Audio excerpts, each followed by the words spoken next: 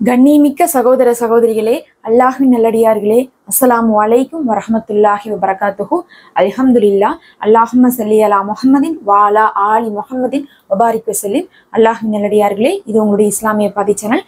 இன்னைக்கு நாம துல்ஹஜ் மாதத்துடைய ஒரு சிறப்பு மிக்க நாள்ல இருக்கிறோம். இன்னும் நமக்கு துல்ஹஜ் மாதம் முடிவடையவில்லை. இது 3வது வாரமாக இருந்து கொண்டிருக்குது. நீங்க முதல் 10 நாட்கள் நல்ல அமல்கள் செய்திருப்பீங்க. அதோடு நமக்கு துல்ஹஜுடைய அனைத்து சிறப்பும் முடிஞ்சிருச்சு, பக்ரீத்தே முடிஞ்சிருச்சு, நம்ம அரஃபா நாளோடு நோன்பை வைத்து அதை நிறைவு செய்து விட்டோம்னு நினைச்சு நீங்க விட்டுருக்கலாம். ஆனா புரிந்து கொள்ளுங்க, இது புனிதமாக்கப்பட்ட 4 மாதத்துல ஒரு மாதமாக இருக்குது. அல்லாஹ் துல்ஹஜ் மாதம் முதல் 10 நாட்களை மட்டும் சிறப்பித்து விட்டு அதுக்கப்புறம் வரக்கூடிய 20 நாட்களை விட்டு விடக்கூடாது. இன்னும் பாத்தீங்கன்னா 10 நாட்கள் தான் இருக்கு. ஏற்கனவே 20 நாட்கள் ஓடி போயிடுச்சு. இந்த நாட்களையாவது நீங்க பயன்படுத்தி கொள்ளணுங்கிறதுக்காகத்தான் நம்ம இதை நினைவுபடுத்துறோம். அதுலயும் இன்னைக்கு பாத்தீங்கன்னா அமல்கள் உயர்த்தப்படக்கூடிய நாட்களாக இருக்கு. இதுவரையும் நம்ம செய்யாட்டினாலும் கூட இன்னைக்கு தொடர்ந்து நமக்கு ஜும்மாலாம் வருது. அதனால இந்த நாட்கள்ல இந்த அமலை செய்யுங்க. இதை செய்தாலே போதும், நமக்கு 2 பலன்களுமே கிடைக்கும். ஒண்ணு, நமக்கு அதிக நன்மை செய்து இந்த மாதத்தை சிறப்பித்தவர்களாக நம்ம ஆவோம். 2வது, நம்முடைய பாவங்கள் எல்லாம் கழிக்கப்படும். இதனால நமக்கு எவ்வளவு பலன் கிடைக்கும் தெரியுங்களா? நம்ம எத்தனையோ நியத் வச்சு எத்தனையோ விஷயங்களே ஓதிட்டு இருக்கோம். நம்ம இந்த திக்ர ஓதுனா நம்மளுடைய இந்த தேவை நிறைவேறும், நம்ம இதை ஓதுனா நமக்கு அது நடக்கும் அப்படின்னு சொல்லிட்டு நம்மளாம் ஒரு கணக்கு போடுறோமே. அப்படியெல்லாம் கொடுக்கப்படுறது கிடையாது. நாம எல்லா நேரத்திலையுமே இபாதத் செய்யக்கூடியவர்களாக இருந்து அதுக்கப்புறம் தனியாக பிரத்யேகமான அமல் செய்யும் போது அதுக்கான சிறப்பு கிடைக்கும். ஆனா நம்ம சிறப்பான நாட்களை அல்லாஹ் தேர்ந்தெடுத்து கொடுத்து கூட அதை சிறப்பிக்காம நமக்கு தேவையானதுக்கு மட்டும் எதையாவது ஒண்ணு நம்ம எடுத்து ஓதுறோம்னா அதற்கு பாத்தீங்கன்னா முழுமையாக அல்லாஹ்விடத்துல பதில் கிடைக்காது. அதனாலதான் சிலர்லாம் என்ன சொல்றாங்க, நான் 10 தடவை ஓதிட்டு பல வருஷமா ஓதி பார்த்துட்டேன், இது எனக்கு பலனே அளிக்கலைம்பாங்க. ஏன்னா பல வருஷமா அவங்க ரொம்ப சுயநலத்தோடு தங்களுடைய தேவைகளை நோக்கி மட்டுமே அமல்கள் செய்வாங்க. அல்லாஹ்வை வணங்குவதற்கு நம்மளுடைய தேவையை உலகத்தை முன்னாடி வச்சோம்னா அப்புறம் அதுல எப்படி நம்மளுடைய ஈமான் இருக்கும், அது எப்படி நமக்கு ஏற்றுக்கொள்ளப்படும் அப்படிங்கிறது நம்ம புரிஞ்சுக்கணும். அல்லாஹ் நம்மளுடைய எண்ணத்தையும் சேர்த்து பார்க்கிறான். அதனால இந்த மாதிரியான நாட்கள்ல நீங்க வெறும் தேவையை மட்டும் முன்வைக்காம அமல்களை செய்யுங்க. உங்களுடைய தேவைகளும் தானாகவே நிறைவேற்றப்படும். இந்த மாதத்தையும் இந்த நாட்களையும் சிறப்பிப்பவர்களுக்கு கண்டிப்பாக அல்லாஹ் சிறப்பை வைத்திருக்கான். இன்னைக்கு அதுல நாம பார்த்தோம்னா ஒரு களிமாவை சொல்லப்போறோம். இது நபி ஸல்லல்லாஹு அலைஹி வஸல்லம் அவர்கள் சஹீஹான அறிவிப்புல நமக்கு அறிவித்து கொடுத்தது 6 தலையாய சிறப்புகளை கொண்ட களிமாவாக இருக்கு. இந்த களிமாவை ஓதுவது பாத்தீங்கன்னா ஒழு இருக்கணும்னு அவசியம் இல்லை. தொழுகை இல்லாத பெண்கள் ஓதலாம், எல்லாருமே ஓதக்கூடியதாக இருக்குது. சும்மா ஒரு 10 நிமிஷம் உட்கார்ந்து நீங்க அசர் தொழுதுட்டு ஓதலாம். இந்த களிமாவை ஒரு 10 நிமிஷம் ஓதலாம் போதும். உங்களை விட பாக்கியசாலி இந்த உலகத்தில் யாரும் இல்லைன்னு சொல்லலாம். அந்த அளவுக்கு சிறப்பை நீங்க பெற்றுக்கொள்வீங்க. அதை தான் நம்ம பார்க்க போறோம். அதுக்கு முன்னாடி மறக்காம சப்ஸ்கிரைப் பண்ணிக்கோங்க. நிறைய பேருக்கு இந்த நன்மையான விஷயம் போறது ஒரு லைக் கொடுத்துக்கோங்க. இப்ப அந்த களிமா என்னன்னு பார்த்தா, இது சஹீஹ் முஸ்லிம்ல வந்திருக்கு இந்த அறிவிப்பு. நபி ஸல்லல்லாஹு அலைஹி வஸல்லம் அவர்கள் இதை சொல்லியிருக்காங்க. முதல்ல இதனுடைய சிறப்பை பார்த்திடலாம். இந்த உலகத்துல எத்தனையோ பேர் எவ்வளவோ அமல்கள் செய்துட்டு இருப்பாங்க தினமும். அதுலயும் இந்த சிறப்பான நாட்கள்ல பார்த்தா நிறைய பேர் என்ன பண்ணிருக்காங்க, ஹஜ்ஜுக்கு போயிட்டு இன்னும் திரும்பி வராம இருக்காங்க. எல்லாம் அங்க இருந்துட்டு இருக்காங்க, திரும்பி வந்துட்டு இருக்காங்க. அப்ப அவர்கள்லாம் நிறைய நன்மையை சேர்த்திருப்பாங்க. நிறைய பேர் காசை வச்சு என்ன பண்ணிருப்பாங்க, தான தர்மம் பண்ணிருப்பாங்க. பக்ரீத்துக்கு என்ன பண்ணிருப்பாங்க, அவங்க குர்பானி கொடுத்திருப்பாங்க, கூட்டு சேர்ந்திருப்பாங்க. ஒண்ணுக்கு நிறைய குர்பானி கொடுத்திருப்பாங்க செல்வந்தர்கள் எல்லாம். அப்ப நாமெல்லாம் என்ன பண்றது? அப்ப நம்மளால எல்லாம் அவர்களை போல செய்ய முடியுமானா அவர்களை போல நிறைய நேரம் இபாதத் செய்ய முடியாது. காசை கொண்டு முக்கியமாக செய்யக்கூடிய இபாதத்துகள் செய்ய முடியாத வாய்ப்புகள்லாம் இருக்குல்ல. ஆனா இதை சொல்றாங்க முதல் சிறப்பாக, யார் ஒருவர் இந்த களிமாவை தினமும் 100 முறை ஓதுகிறாரோ அவர்கள் இந்த உலகத்திலேயே எல்லாருமே செய்த அமல்களை விட அதிக அமல் செய்தவராக அன்றைய தினம் கணக்கில் எழுதப்படுவாங்கன்னு சொல்லிட்டு நபி ஸல்லல்லாஹு அலைஹி வஸல்லம் அவர்கள் நமக்கு சொல்லியிருக்காங்க. அப்ப இன்னைக்கு ஃபுல்லா காலையிலிருந்து நைட்டு வரையும் 24 மணி நேரம் யாரெல்லாம் என்ன செஞ்சாலும் சரி, இந்த களிமாவுக்கு ஈடு இல்லைன்னா அப்ப நாம என்ன பண்ணணும், இந்த களிமாவை தான் 100 முறை ஓதணும். எவ்வளவு சிறந்தது பாருங்க. இந்த மாதிரி எல்லாம் ஒரு வாய்ப்பு கிடைக்குமா? ஆனா இந்த வாய்ப்பை கூட நம்ம பயன்படுத்திக் கொள்வதில்லை. வெறும் ஒரு 10 நிமிஷம் நம்ம களிமாவை ஓதி ஒரு நாள் முழுவதும் எல்லாரை விட உலகத்துல முந்தலாம் அப்படின்னு சொன்னா கூட நம்ம கேட்க மாட்டோம். அதே நம்ம ஒரு 100 ரூபாய் சேர்த்து கொடுக்குறோம்னு சொல்லிட்டு வேலை செய்யற இடத்துல சொன்னா நம்ம அந்த இன்னைக்கு நைட் டியூட்டி கூட உட்காந்து பாத்துருவாங்க. வெறும் அந்த உலக அற்ப காசுக்காக அவ்வளவு கஷ்டப்படுறவங்க, ஆனா மார்க்கத்துடைய விஷயத்துக்காக எந்த ஒரு கஷ்டமும் படுறதில்ல. இது எல்லாருக்குமே பொருந்தும். யாரா இருந்தாலும் இப்படிதான் நம்ம பண்றோம். இதையெல்லாம் நம்ம இங்க வருத்தப்பட மாட்டோம். மறுமை நாள்ல நம்ம அங்க போய் வருத்தப்படுவோம். நான் துல்ஹஜ் மாதத்துல நான் சிறப்பிக்காம இருந்துட்டுனே, அந்த நாள்ல இந்த ஒரு களிமாவை ஓதிருந்தா மத்த நாள்ல ஓதுறதோட எனக்கு அதிக நன்மை வந்திருக்குமே. இன்னைக்கு பார்த்தா எனக்கு இங்க அல்லாஹ் கண்ணாடி மாளிகைகளை கொடுத்திருப்பானேன்னு சொல்லி வருத்தப்பட்டு பிரயோஜனம் இல்லை. அதனால இப்போதே அதையெல்லாம் எதிர்பார்த்தவர்களாக அமல் செய்துவாங்க. இது முதல் சிறப்பு. 2வது சிறப்பு என்ன தெரியுங்களா? இதை ஓதுறதுனால 10 அடிமைகளை விடுவித்த நன்மை அல்லாஹ் நமக்கு தருகிறான். அடிமை அப்படின்னு சொல்லி பார்த்தா அந்த காலத்துல அடிமைகள் இருந்தாங்க, இந்த காலத்துல யாரும் அடிமைகள்லாம் இல்லை. ஆனா யாரெல்லாம் கடன் வாங்கியிருக்காங்களோ அவங்களே சொல்ல போனா யார்கிட்ட இருந்து வாங்கினாங்களோ அவங்களுக்கு அடிமை மாதிரிதான் சொல்லும். நிறைய கஷ்டங்கள் பட்டுட்டு இருக்காங்க. உங்கள்கிட்ட காசு இருக்குது, உங்கள்கிட்ட யாராவது வந்து கடன் வாங்கியிருக்காங்கன்னா அல்லாஹ்விற்காக அவர்களால முடியாத கடனை நீங்க தள்ளுபடி செய்து கொடுக்கலாம். அதே போல ஒருத்தவங்க கடன் வாங்கியிருக்காங்க உங்கள்கிட்ட, அவங்க மௌத்தாயிட்டாங்க, அவங்க குடும்பம் வந்து அதை செலுத்த முடியாத நிலைமையில இருந்தாங்கன்னா அவர்களுக்காக நீங்க வந்து மன்னிப்பு கொடுக்கலாம்.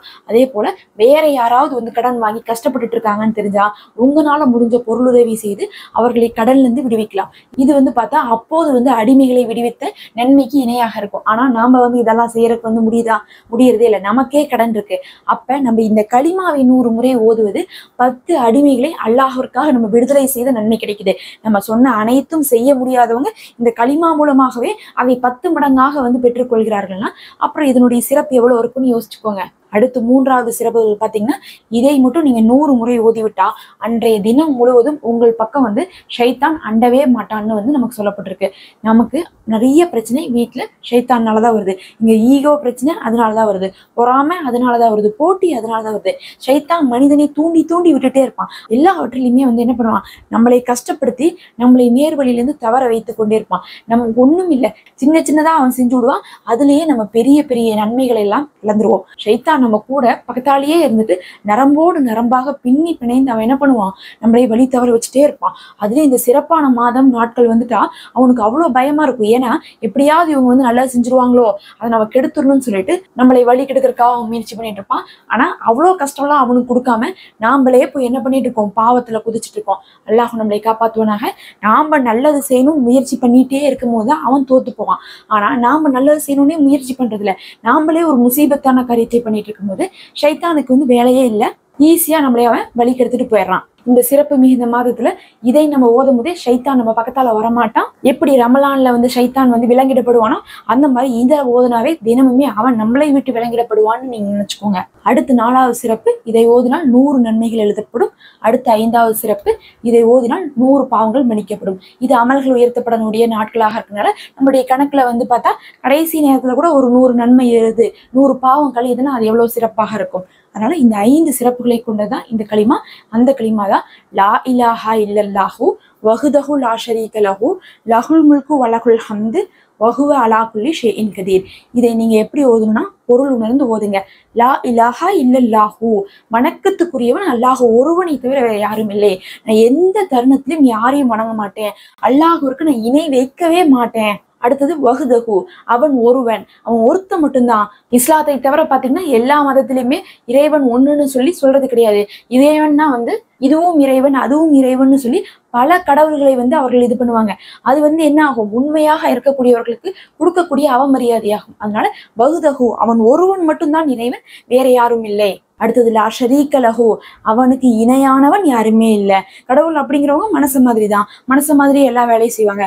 அவங்களுக்கும் வந்து என்ன பண்ணுவாங்க, கல்யாணம் பண்ணிப்பாங்க, குழந்தை பிறக்கும். இப்படிதான் வந்து சில மதங்கள் சொல்லுது. ஆனா அவனுக்கு இணையானவன் யாருமே இல்லை. அவனை நம்ம யார் கூடயுமே ஒப்பிட முடியாது. ஒரு விலங்கை பார்த்தோ இல்ல வந்து மரம் செடி கொடி வானம் மேகம் மலை இதெல்லாம் பார்த்து இறைவன் நம்ம சொல்லக்கூடாது. அவனை எது கூடயும் நம்ம ஈக்குவலே பண்ண முடியாது.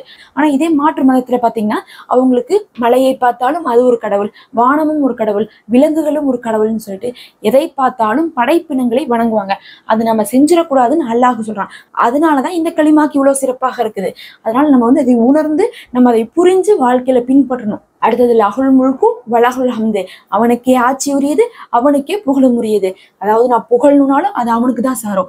ஒரு மனிதன் ஒரு நல்ல விஷயத்த செய்யறானா அந்த நல்லதை செய்ய வச்சதுக்கான புகழ் அப்படிங்கிறது கூட அந்த மனிதனுக்கு போய் சேராது, அதை படைத்த ரப்புக்கு தான் போய் சேரும். அதே மாதிரி அவனுக்கு தான் ஆட்சி உரியது. அவன் தான் இங்க எல்லாவற்றையுமே வந்து கண்ட்ரோல் பண்ணிட்டு இருக்கான். அவனுடைய கண்ட்ரோல்ல தான் எல்லாமே இருக்கு. நீங்க வந்து என்னவா இருக்கலாம், பெரிய கோடீஸ்வரர்களாக இருக்கலாம், உங்களுக்கு பெரிய பதவி கிடைச்சிருக்கலாம், இல்ல உங்க வீட்லயே நீங்க தான் வந்து எல்லாத்தையும் கண்ட்ரோல் பண்ணக்கூடியவர்களாக இருக்கலாம். ஆனா அல்லாஹ் எப்படி, அல்லாஹ் தான் அரசனாக இருக்கிறான், அவனுக்கு முன்னாடி நீங்க ஒண்ணுமில்லை அப்படிங்கிறது நமக்கு உணர்த்தக்கூடிய விஷயம் தான் இது. கடைசியா வஹுவ அலா குல்லி ஷைஇன் கதீர், அவன் கைவசமே எல்லாம் உள்ளது அப்படின்னு சொல்லிட்டு முடிக்கிறோம். அப்படின்னு என்னன்னா எல்லாமே அவனுடைய நாட்டம் தான். நாம நினைச்சுக்கலாம் நான் நேற்று தெரியாம தப்பு செஞ்சுட்டேன், அதை மட்டும் நான் செய்யாம இருந்தேன்னா இன்னைக்கு இப்படி நடந்திருக்காது அப்படின்னு நம்ம சொல்லலாம். நீங்க தெரியாம செஞ்சாலும் சரி, தெரிஞ்சு செஞ்சாலும் சரி, அல்லாஹுடைய கைவசம் தான் எல்லாம் உள்ளது. நீங்க அதை செய்யணுங்கிறது அல்லாஹுடைய விதி. சில சமயம் நம்ம அதை செய்யாவிட்டாலும் இதுதான் நடந்திருக்கணும்னு இருந்தா அதுதான் நடந்திருக்கணும். அதனால ஒரு விஷயம் நடக்கும்போது நம்மளை நாம பெருமைப்படுத்திக்கவும் கூடாது, குறை சொல்லிக்கவும் கூடாது.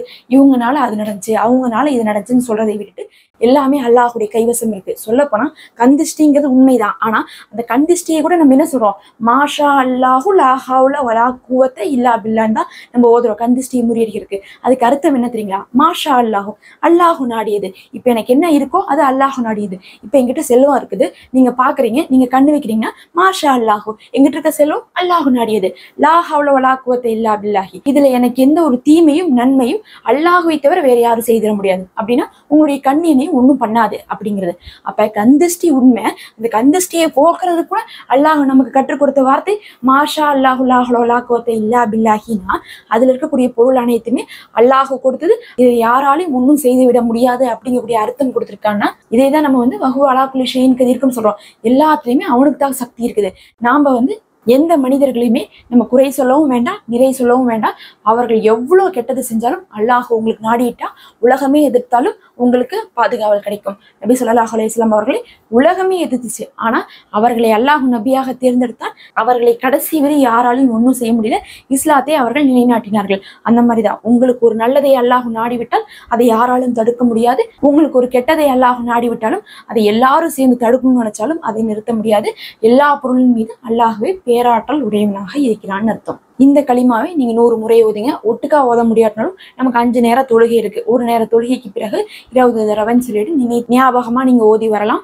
இந்த நாளுடைய முழு நன்மையும் உங்களுக்கு கிடைக்கும். அனைவரை விட சிறந்த நன்மையான பாக்கியசாலியாக நீங்க ஆகுவீங்க.